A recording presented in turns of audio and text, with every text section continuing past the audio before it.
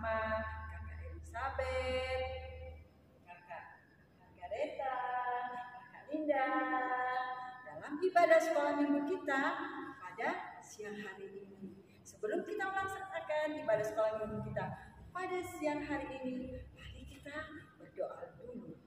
Jangan lupa tutup mata dan kunci tangan. Mari kita berdoa. Tuhan Yesus, terima kasih dan kesetiaan dan pertolongan Tuhan terhadap kami dan terhadap anak-anak sekolah minggu kami. Karena pada siang hari ini kami dapat bertemu kembali dalam ibadah sekolah minggu. Terima kasih Tuhan Yesus. Biarlah dalam melaksanakan ibadah kali ini kami melakukan penuh dengan sukacita dan kami tahu Tuhan Yesus ada hadir bersama dengan kami. Pimpin ibadah kami Tuhan Yesus dan awal dengan indah akhirnya semuanya dengan penuh sukacita. Haleluya. Amin.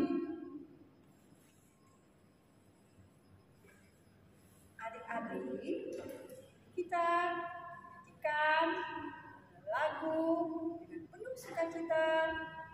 Aku senang menjadi anak Tuhan.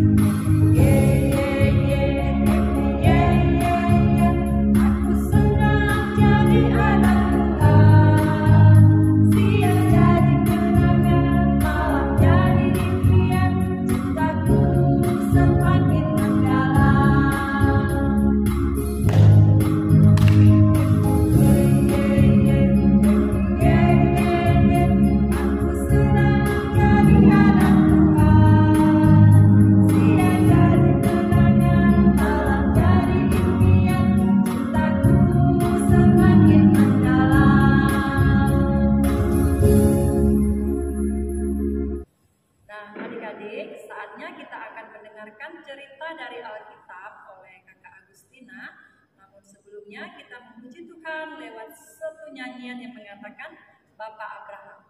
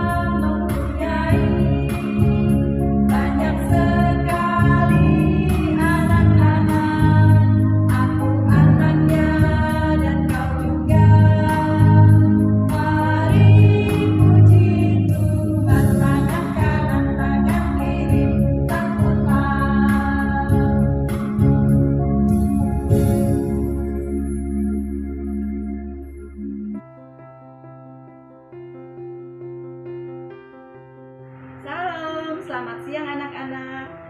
Nah, waktunya kita akan mendengarkan cerita firman Tuhan. Mari adik-adik di rumah kita mendengarkan cerita firman Tuhan. Tinggalkan dulu mainannya, kita fokus untuk mendengarkan cerita firman Tuhan. Namun, sebelumnya kita berdoa, kakak yang pimpin doa. Tuhan Yesus, terima kasih untuk waktu ini. Ada waktu untuk kami mendengarkan cerita firman-Mu. Tolong kami ya Tuhan, supaya kami dapat mengerti dan memahami apa yang Tuhan kehendaki kami lakukan di dalam kehidupan kami. Terima kasih Tuhan Yesus, ini doa kami berdoa dalam nama Tuhan Yesus. Amin. Nah, adik-adik di rumah, hari ini kakak akan menceritakan tentang Abraham mendoakan orang benar di Sodom. Nah, ayat firman Tuhan terdapat di dalam Kejadian pasal 19 ayat 1 sampai 29.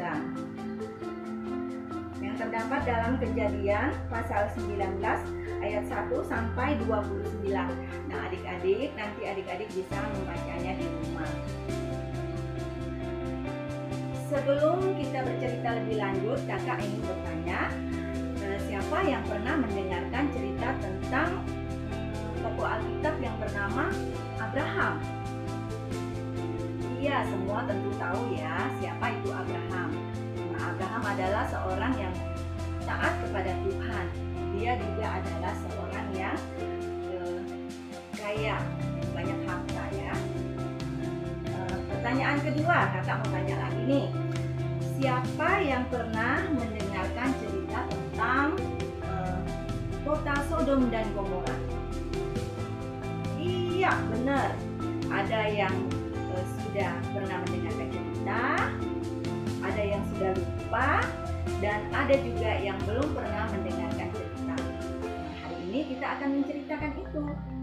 Mari kita simak ceritanya.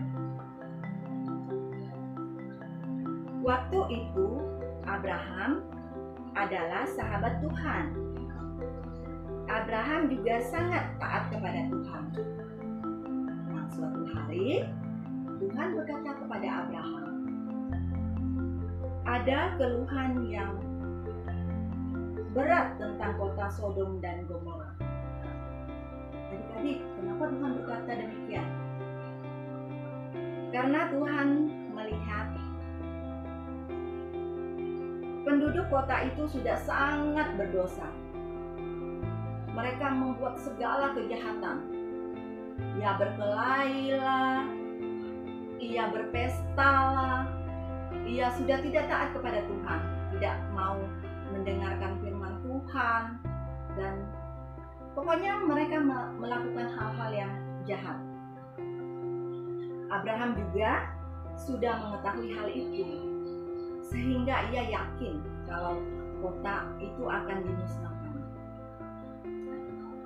Tetapi ada sesuatu yang Abraham pikirkan, bahwa Lot ada di kota itu.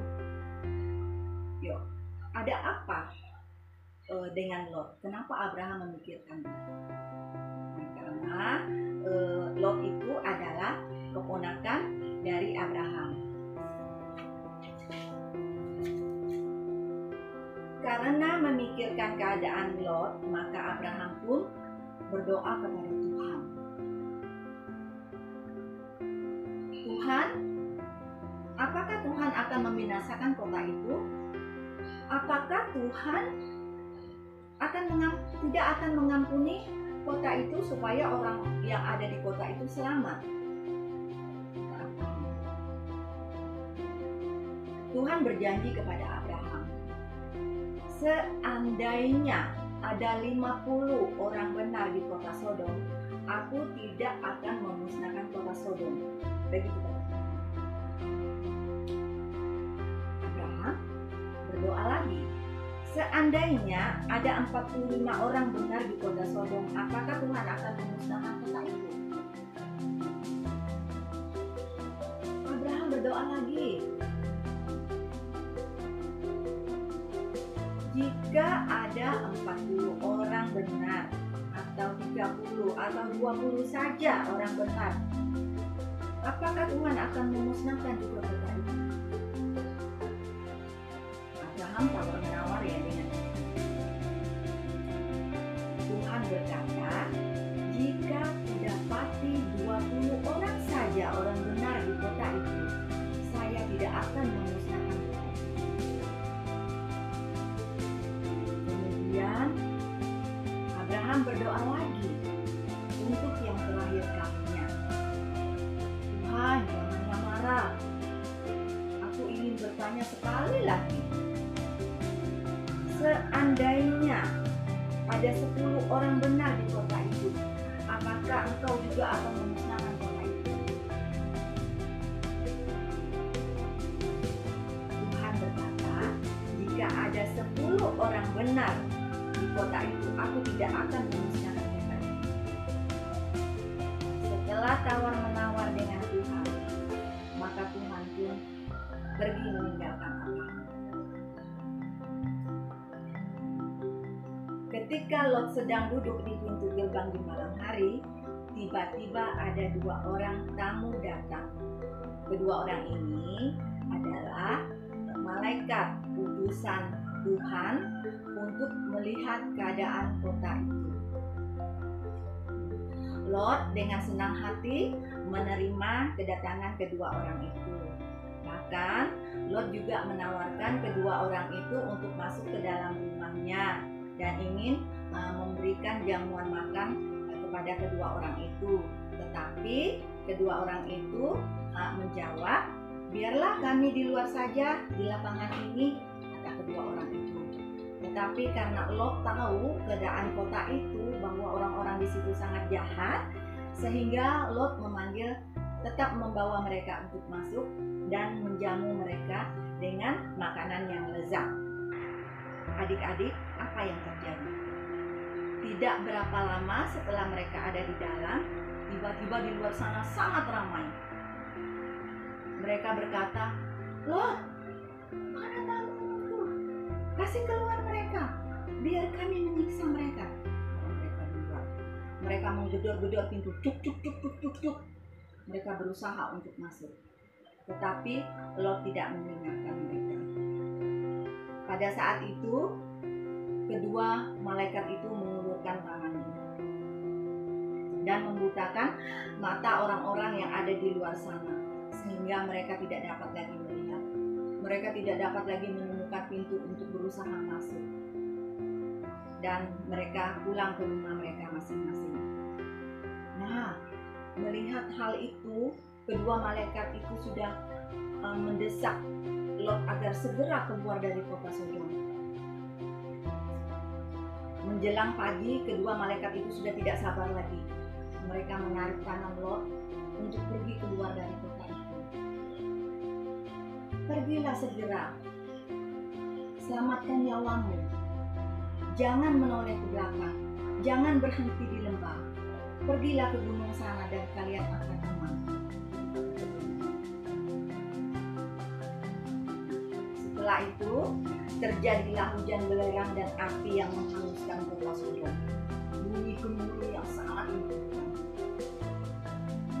Nah, mendengar bunyi gemuruh yang mengerikan itu membuat istri Lot ingin tahu apa yang terjadi di belakang sana. Sehingga istri Lot menoleh ke belakang. Apa yang terjadi? Istri Lot menjadi tiang garam tidak taat. Tinggallah Lot dan kedua anak gadisnya yang satu. Nah, adik-adik, dari cerita yang baru kita simak, kita bisa belajar untuk taat. Tidak seperti istri Lot yang tidak taat. Taat kepada siapa?